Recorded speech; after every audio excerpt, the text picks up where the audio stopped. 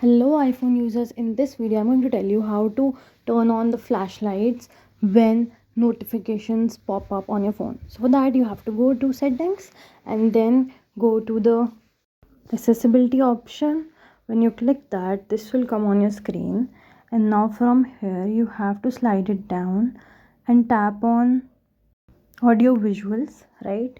Once you tap on it, you have to again slide it down the last option, which is of LED flash for alerts. So any alert, anything that pops up on your phone, it will be notified to you through flashlights.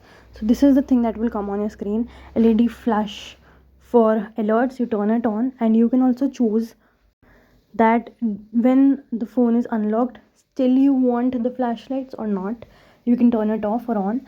And if you want the flashlight in silent mode as well, right, the phone is in silent mode, do you want flashlights or not? That's how we do it. See you in the next video. Ta-da.